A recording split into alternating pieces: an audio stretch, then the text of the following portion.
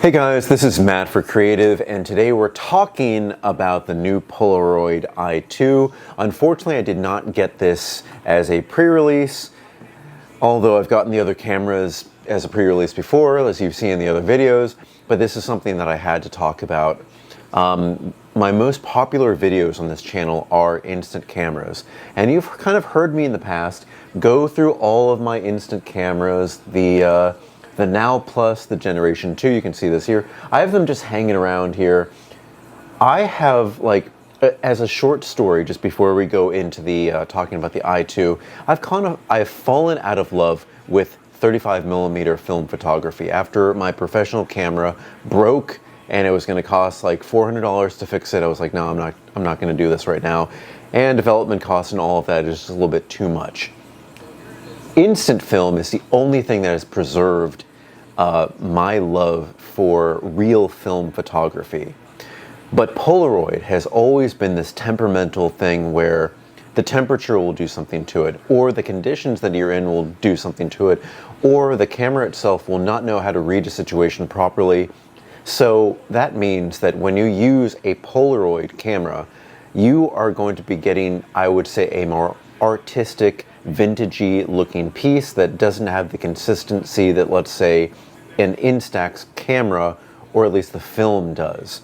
And we'll talk about that in a second here too. So for me, when I shoot Polaroid, I shoot because I want like that nice square footprint, but it's just, I'm always expecting inconsistencies. I'm always expecting like the pouches or whatever, the chemical pouch, to not really spread properly. I'm always expecting these differences. But again, you could see it as an annoyance, or you could use it as it is, as an artistic tool. That's just it. Because there exists another tool, Instax Fujifilm, and they do a much better job at keeping things consistent. Their film is a little bit more sensitive to light. The cameras are kind of okay, but one that I've really used has been made by Lomography. Their glass lensed camera, and don't worry, I know we're all leading up to the i2, don't worry. Their glass lens camera has been my favorite camera, film camera, instant film camera to use. Do I have it around here? Probably should have found that camera earlier. Anyway, it's their new Instax mini camera with a glass lens. It is the best camera that I've ever used. Extremely clear, really sensitive to light, and it has a nice wide, just not aperture, but field of view, so you get kind of wide angle shots. My favorite camera. So what I was really going to be comparing the next professional or next Polaroid, whatever it would have been, I really thought it was going to be the Generation 2 of the Polaroid Go, just because that one kind of needs the new USB-C to match the other ones, and also they're kind of reducing stock on that. I thought that was literally just going to be the next camera. But this i2, and again, look it up online, it is kind of just functionally, and like, it looks, God, this thing is like, it's gonna fall if I, can I get, yeah, I can get this off here. Imagine this as just the body of an i2. It's gonna have this same shape. A lot of people, and including myself, even though I know I'm wrong in this case, if we got another professional camera, we wanted it to fold flat like the SX70. First, because that's all mechanical, that worked. Because we are working with more of a digital interfaced professional camera, if you need to do something, manual adjustments on a camera now, it will have to be done with electronics. It would have never folded flat. Also, the folding flat mechanism would have been just very prone to just things going wrong over time. Always smashing it, always opening it. I would have too much fun playing around with that camera. So instead, we get the standard box size camera. And the one thing, because I don't have the camera, and I really wish I did, the one thing I really hope is Polaroid, do not just give a hand strap. You cannot walk around with just a hand strap. That means you just kind of walk around like this, and it's just cumbersome. You need to have the neck strap so you can actually maybe get on a bike, be hands-free. You have to do that at least. But okay, let's go back to the camera itself. It's a $599 camera, which in my eyes is acceptable because the regular Polaroid cameras, they will go from the Go being $100 all the way to the Now Plus Generation 2 for $150. And this is something I asked to the YouTube channel in an instant. I was like, okay, they say that this is the sharpest lens in a Polaroid. And I was like, is it glass? And the reason why I really jumped to that is, okay, a lot of people are thinking, if it is glass, it's going to be a lot better at just showing sharpness and just working and letting in light. But I really compare that to the Lomography Instax camera, Instax mini camera, because by using the regular polycarbonate lens on an Instax or even on this, you can tell immediately that it is not as sharp as that glass lens. Using that glass lens just opened my eyes up to what the true quality of film could be. Now I know I have my my Canon camera that doesn't work for 35mm film, but I always did like the less expensive processing, so I didn't get that sharpness. Also, it's manual control, so it never was perfectly in focus. It's just a lot. With that Instax glass camera, it was the sharpest thing ever. So I asked that, and they honestly said no. It is a 3-element polycarbonate lens, and I would really recommend going to, in an instance, video, looking at these side-by-side images between the SX70, which has a glass lens, and the i2. I keep on thinking L2, no, it's the i2. And I would have to say, the images that they show, and I was trying to check, is something in focus perfectly? Is it not? They look to be focused perfectly because they show these 2 example images. And the i2 looks sharper on the face for the subject in question. Again, you have to look at these videos. They do a really good job at showing this.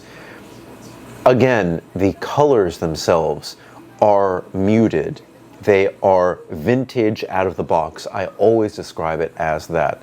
Unlike Instax, which is more clear, I would say think of more a digital consistency, although it doesn't have that digital garbage that you can get from like these fake digital printers. It just looked very, very clear. So I'm very hopeful in this. I'm definitely going to be buying one. I'll be showcasing this against the other, you know, the Now Plus, the Now, even the previous generations, and I'm definitely going to be comparing this to that glass lens Lomography Instax mini camera, because that is the clearest thing ever. If they made that with a wide body, that would be the camera I would never not use. But we'll see.